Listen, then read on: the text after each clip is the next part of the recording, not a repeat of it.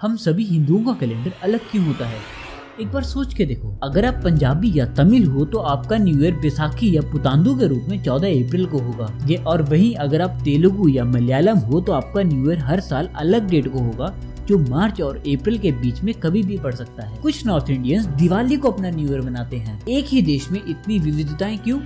असल में हम हिंदुओं का न्यू ईयर होता कब है, इस सब के बारे में मैं आपको बताना चाहता हूँ इस वीडियो में। बेहद दुख की बात है कि हम भारत में रहकर ही हमारे ही कैलेंडर्स को समझ ही नहीं पाते और इनमें सन और मून का क्या पैटर्न छुपा हुआ है उसे देख ही नहीं पाते। इस वीडियो के माध्यम से मैं आपकी इसी कंफ्यूजन को क्लियर करना चाहता हूँ। मेरा नाम है अक्षित और चलो हमारे हिंदू कैलेंडर्स को समझने के लिए शुरू से शुरू करते हैं। कई हजार साल पहले जब इंसान विकसित हो रहे थे तो उनका समय को देखने का तरीका काफी आसान था। जब भूख लगे बाहर जाके शिकार कर लो और जब बाहर अंधेरा हो जाए तो सो जाओ। लेकिन ये सब धीरे धीरे चेंज होने लगा जब वह एक साथ समूह में रहने लगे और फिर इजाद हुआ खेती का। इंसान समझ चुका था कि खेती करके जीवित रहना ज्यादा आसान है, क्योंकि ना ही इसमें इतनी मेहनत है और ना ही जान का खतरा। और धीरे धीरे लोग समूह में रह के ऐसे ही खेती करने लग पड़े। लेकिन इसमें भी ना एक कमी थी। खेती जैसे जैसे बढ़ रही थी, लोगों को ये भी समझ आ रहा था कि अब खेती करने के लिए केवल दिन और रात का पता होना काफी नहीं है। बीज कब बोना है, पानी कब देना है और साथ में उस फसल को काटना कब है, इस सब के लिए प्लानिंग करना काफी इम्पोर्टेंट हो गया था। तो इसलिए उन्होंने आसमान में सूर्य की तरफ देखा और उन्होंने पाया कि सूर्य उन्हें कुछ बता रहा है। उन्होंने देखा कि गर्मियों का मौसम 320 दिन बाद फिर से आ जाता है और इन 320 दिनों के बीच में कभी बेहद ठंड पड़ती है और कभी बेहद बारिश। और गौर करने पर यह भी पता लग गया कि लगभग 365 दिन बाद यही पैटर्न अपने आप को रिपीट भी करता है। इस प्रकार इस रेपिटेशन को देखने पर लोगों को ये पता लग गया कि ऐसे एक साल बनता है। और फिर इतना पता लगने पर उनका आराम से काम चल रहा था। लेकिन जैसे जैसे खेती और इवॉल्व हुई, लोग और फसलें उगाने लग पड़े। अब उनका काम एक साल से नहीं चल रहा था।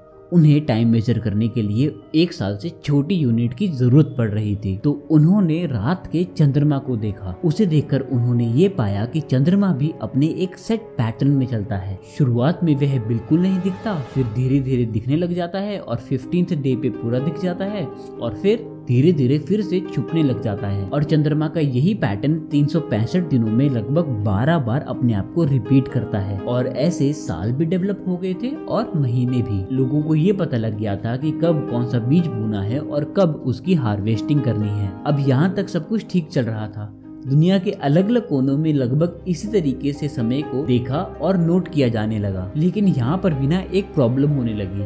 जब गणितज्ञता और एस्ट्रोनॉमी डेवलप होने लग रही थी तो अलग अलग सभ्यताओं के गणितज्ञों ने ये ऑब्जर्व किया कि धरती सूर्य के चक्कर लगभग 365 दिनों में लगाती है, लेकिन चंद्रमा धरती के चक्कर लगभग 354 दिनों में ही लगा लेता है। क्योंकि मून हर महीने 30 डेज नहीं 29.5 डेज लगाता है। तो ये 11 दिनों का गैप प्रॉब्लम करने लगा। ज्यादा प्रॉब्लम तब होने लगी जब हम मॉडर्नाइजेशन की तरफ चलने शुरू हो गए थे और व्यापार करने के लिए एक दूसरे से मिलने लग पड़े थे। इस बात को इस तरीके से समझो कि मान लो कि अरब का कोई ट्रेडर भारत के किसी व्यापारी से मिलता था तो उसी दिन अरब के ट्रेडर के लिए कोई और डेट होती थी और भारत के व्यापारी के लिए कोई और डेट। और इसी के साथ हम ऐसे दौर में भी पहुंच चुके थे जहां इंसान केवल खेती नहीं करता था, वे सभ्य तरीके से रहने लग पड़े थे, समय से बाहर जाते थे, गुरुकुल में जाके पढ़ाई करते थे। तो इसलिए उन्होंने दिन और रात को भी और प्रिसाइसली मेजर करना शुरू कर दिया था। और इसमें भी अलग अलग सभ्यताएं अपने अलग अलग इंस्ट्रूमेंट्स यूज करती थी।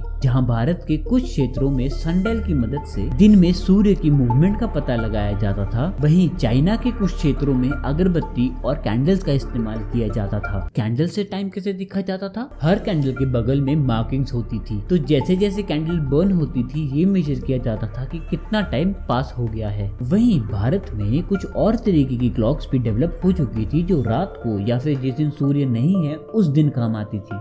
जैसे कि वाटर क्लॉक। इसे घाटी का यंत्र कहते थे। इसमें एक बड़े कटोरे में पानी भरकर उसके अंदर एक छोटा कटोरा रख देते थे। छोटे कटोरे में एक छेद होता था। अब छोटे कटोरे के डूबने के साथ टाइम को मेजर किया जाता था। ये टेक्निक गुरुकुल में पढ़ने के दौरान इस्तेमाल की जाती थी। अब एक बात समझो, हम उस समय की बात कर रहे हैं जिस समय आज की कंट्री शायद डेवलप भी नहीं हुई थी। उस समय कई अलग अलग राज्य थे और सभी अलग अलग राज्य अपने हिसाब से समय को देखते थे। इसलिए भारत में भी कुछ समूह सूर्य को देखकर अपना कैलेंडर बनाने लगे और कुछ चंद्रमा को देखकर। इन दोनों कैलेंडर्स को हम आज की डेट में सोलर और लूनर कैलेंडर कहते हैं। अब ये दोनों कैलेंडर्स काम कैसे करते हैं, पहले ये देखते हैं। भूगोल विज्ञान के अनुसार रात को स्टार्स का एक अलग पैटर्न देखने को मिलता है। हर महीने ये पैटर्न चेंज होते हैं। इन्हीं पैटर्न्स को कॉन्स्टेलेशंस या तारामंडल या राशि कहते हैं। ऐसे 12 तारामंडल हैं। हर तारामंडल लगभग 30 दिनों के लिए दिखता है, तो इसलिए जिस महीने जो तारामंडल दिखेगा वो महीना उस राशि का होगा। ऐसे सोलर कैलेंडर को देखा जाता है। चलो अब लूनर कैलेंडर समझते हैं। लूनर कैलेंडर चांद के फेजेस पे डिपेंड करता है। न्यू मून के साथ एक नया महीना शुरू होता है और फिर लगभग 15 दिनों बाद फुल मून आता है और उसके बाद चांद फिर से छुपने लग जाता है। इस पैटर्न को शुक्ल पक्ष और कृष्ण पक्ष कहते हैं। आज की डेट में तमिल्स, बंगालीज और पंजाबी सोलर कैलेंडर फॉलो करते हैं, इसलिए उनके हिसाब से 14 अप्रैल को नया साल शुरू होता है। 14 अप्रैल क्यों? क्योंकि उस दिन सूर्य मेष राशि मतलब एरिस कॉन्स्टेलेशन में प्रवेश करता है और मेष राशि राशियों में सबसे पहली राशि मानी जाती है। वहीं ज्यादातर नॉर्थ इंडिया में लूनर कैलेंडर को देखा जाता है। जैसे कि दिवाली कार्तिक महीने के न्यू मून डे पे मनाई जाती है। इसका मतलब कार्तिक महीने की जिस रात में न्यू मून होगा उस रात दिवाली मनाई जाएगी। कुछ हिंदू दिवाली को अपना न्यू ईयर भी कहते हैं। ग्रेट मैथमेटिशियन जैसे कि आर्यभट्ट के दिन से 5th सेंचुरी में ही हिंदू कैलेंडर्स काफी ज्यादा एक्यूरेट बन चुके थे। कैसे? क्योंकि इन एस्ट्रोनॉमर्स ने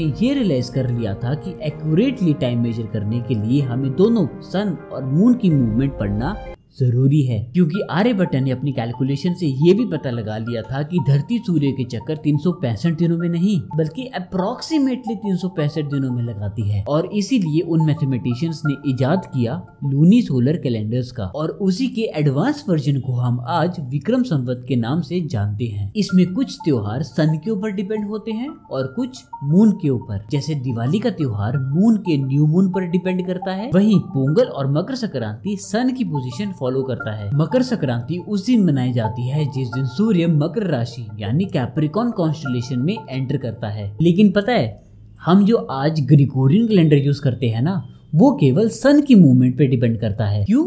क्योंकि वो चर्च में एक पोप ग्रेगरी द 13th के द्वारा इस तरीके से बनाया गया है कि हर साल क्रिसमस 25 दिसंबर को ही आए। इसीलिए जो हिंदू फेस्टिवल सन की मूवमेंट पे डिपेंड होते हैं वो ग्रिगोरियन कैलेंडर के हिसाब से हर साल सेम ही डेट पे आते हैं। इसीलिए दिवाली हर साल अलग डेट को आती है और पोंगल और मकर संक्रांति हर साल लगभग 14 जनवरी को। लेकिन सच पूछिए तो भारत में कोई एक हिंदू कैलेंडर ना ही पहले कभी था और ना ही आज है। अभी भी भारत में लगभग 30 से ज्यादा रीजनल हिंदू कैलेंडर्स फॉलो किए जाते हैं, लेकिन ज्यादातर नॉर्थ इंडिया में विक्रम संवत फॉलो किया जाता है और साउथ में साका कैलेंडर। दोनों कैलेंडर्स में महीनों का नाम भी सेम है और वह आते भी सेम ही ऑर्डर में हैं। अब हम भारत में 3 अलग न्यू ईयर्स की डेट देखेंगे। विक्रम संवत कैलेंडर दिवाली से स्टार्ट होता है, तो इसलिए कुछ नॉर्थ इंडियंस के लिए दिवाली से न्यू ईयर स्टार्ट होता है। वहीं साका कैलेंडर हर साल 22 मार्च को शुरू होता है, इसलिए साउथ के लोग 22 मार्च को अपना न्यू ईयर मनाते हैं। और क्योंकि ये सन की मूवमेंट पे डिपेंड करता है, इसलिए ग्रिगोरियन कैलेंडर के हिसाब से ये हर साल 22 मार्च को ही आता है। वहीं तमिल्स, बंगालीज और पंजाबीज भी सोलर कैलेंडर यूज करते हैं, लेकिन वह 22 मार्च को अपना न्यू ईयर नहीं मनाते। वह अपना न्यू ईयर 14 अप्रैल को मनाते हैं।